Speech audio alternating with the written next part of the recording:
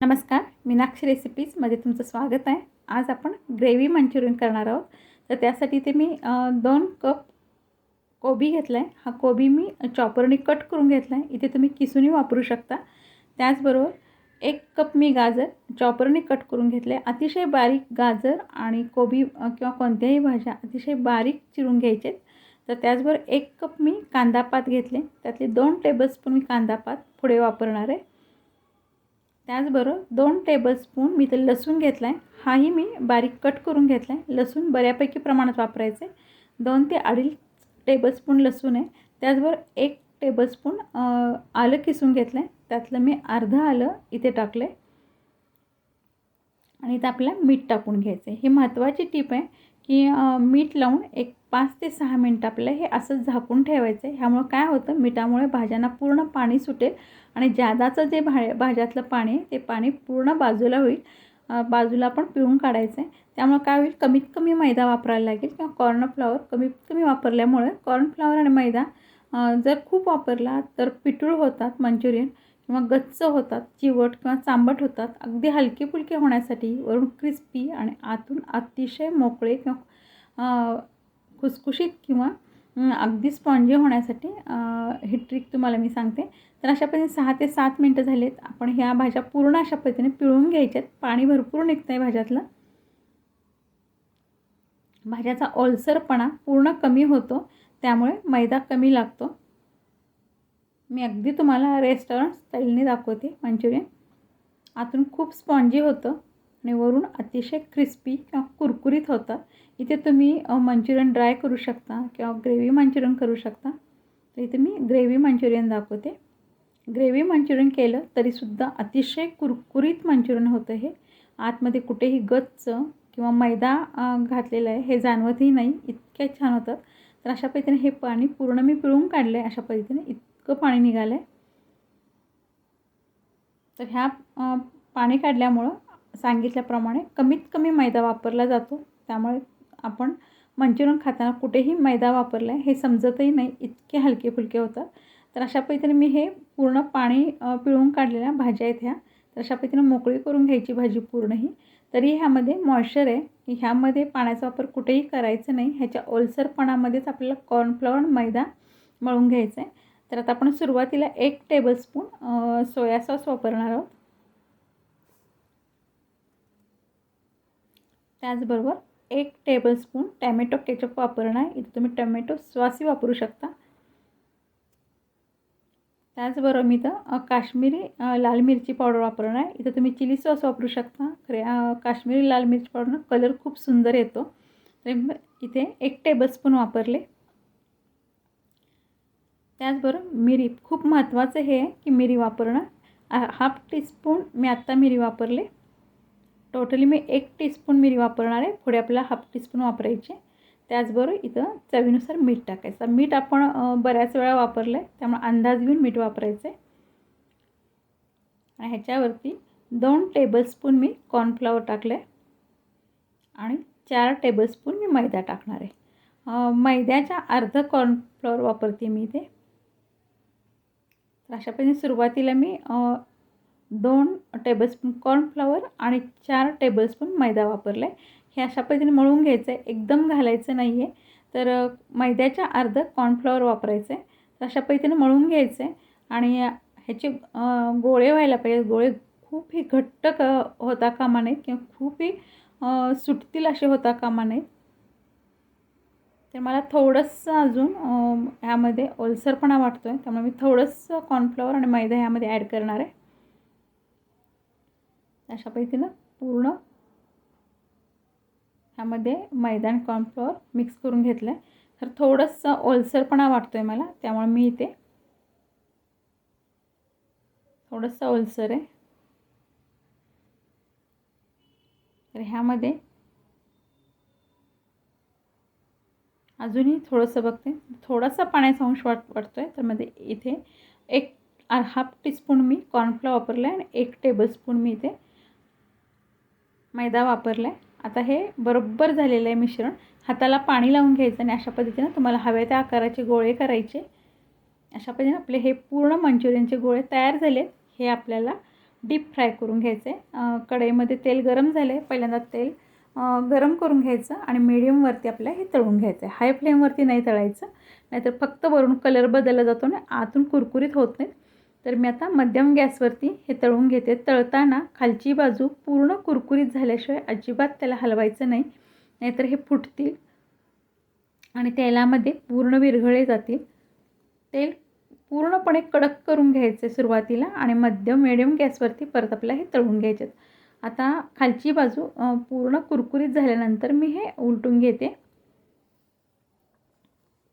मग खालची बाजू अतिशय सोनेरी कलरची आणि अतिशय क्रिस्पी झाले.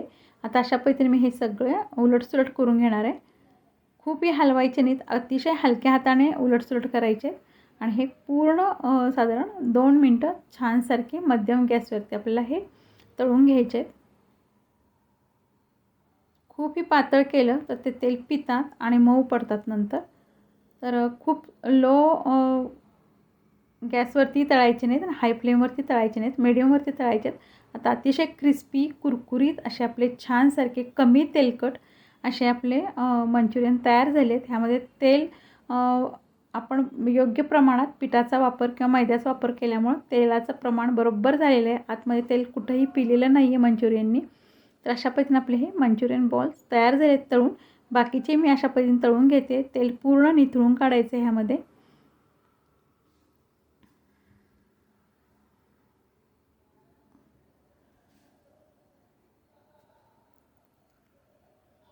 आता हे पूर्ण तेल निथळलं गेलेलं आहे. मी आता हे एका बाउलमध्ये काढून घेते. अशा पद्धतीने मी सर्व तळून घेते. अतिशय क्रिस्पी झालेत, कुरकुरीत झालेत, तर हलके झालेत, कुठे गच्च झालेले नाहीत. तर आता आपण गॅसवरती पॅन ठेवला आहे. तर आपण आता ग्रेव्ही करून घेऊया. सुरुवातीला आपण स्लरी करून घेऊया कॉर्नफ्लॉवरची. 2 टेबलस्पून मी कॉर्नफ्लॉवर घेतलं आहे आणि त्याच्यावरती पाणी घातलं आहे. तर हे पाणी घालून आपल्याला ह्याची पेस्ट करून घ्यायची आहे किंवा पातळ पाणी करून घ्यायचं आहे. ह्याचं कुठे गुठळी ठेवायची नाही आहे. अशा पद्धतीनं हे ग्रेव्हीसाठी ह्याच्यावरती ग्रेव्हीचा थिकनेस पण अवलंबून असतो.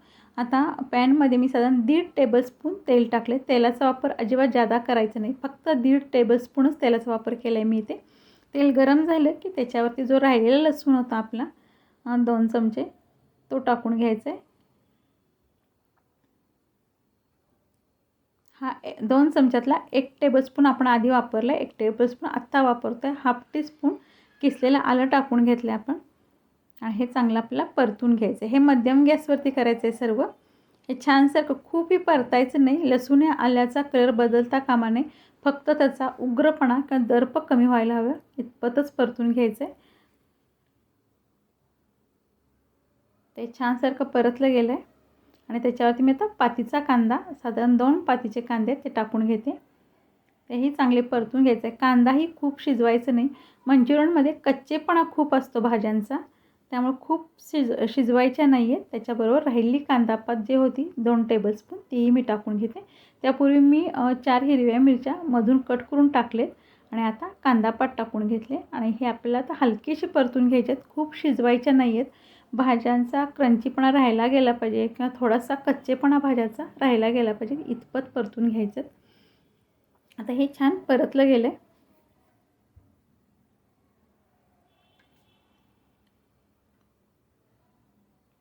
आणि आता ह्याच्यावरती आपल्याला सोया सॉस 1 टेबलस्पून टाकून घ्यायचं आहे. सोया सॉस टाकल्यानंतर 1 टेबलस्पून टॅमॅटो केचप परत टाकायचं आहे आपल्या इथे.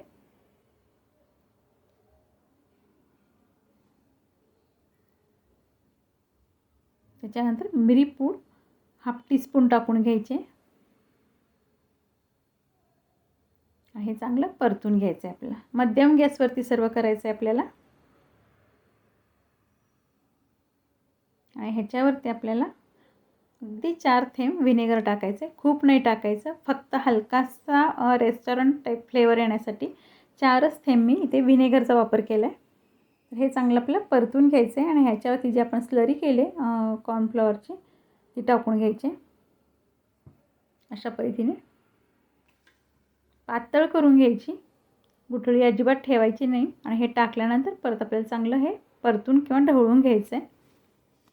आणि ह्याच्यावरती मी गरम पाणी वापरणार आहे. तुम्हाला जितपत ग्रेव्ही दाटसर किंवा कमी दाटसर हवे किंवा ग्रेव्ही कितपत हवे तितपत तुम्ही पाण्याचा वापर करू शकता. तुम्हाला जादा ग्रेव्ही हवी असेल तर इथं कॉर्नफ्लॉवर थोडंसं जादा वापरावं लागतं. 1 टेबलस्पून कॉर्नफ्लॉवर जादा वापरावं. तर इथे मी साधारण हलकीशी ग्रेव्ही करणार आहे. तर मी तर साधारण सुरुवातीला 1 कप गरम पाणी घातलं आहे. तर आता हे चांगल्या अशा पद्धतीने परतून घ्यायचं. तर मला अजून थोडीशी ग्रेव्ही हवी आहे. तर मी ते थोडंसं अजून पाणी ॲड करणार आहे. ही थोडीशी मला कमी वाटते किंवा थोडीशी खूपच दाटसर वाटते. तर मी अजून ह्यामध्ये पाणी ॲड करण्यापूर्वी मी ते मीठ घालून घेतलं चवीनुसार आणि चांगलं तर आपलं हे हलवून घ्यायचं आहे. तर मला ही थोडीशी दाटसर वाटते किंवा घट्टसर वाटते म्हणून मी याच्यावरती परत साधारण अर्धा कप पाणी किंवा अर्धा बाउल पाणी गरम पाणी घातलं आहे आणि हे चांगलं परतून घेतलं आहे. आता दाटसर ही ग्रेव्ही तयार झाली आहे. ग्रेव्हीला छान उकळी आली आणि ह्याच्यावरती आता आपल्याला गॅस चालूच ठेवायचं आहे. ह्याच्यावरती आपण जे मंचुरियन तळून घेतले ते बॉल टाकून घ्यायचे त्याच्यावरती.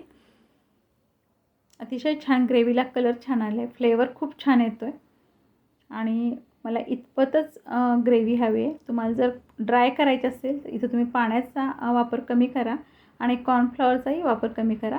जर तुम्हाला जादा ग्रेव्ही हवं असेल तर 1 टेबलस्पून कॉर्नफ्लॉवर जादा वापरा आणि 1 कप पाण्याचा जादा वापर करा.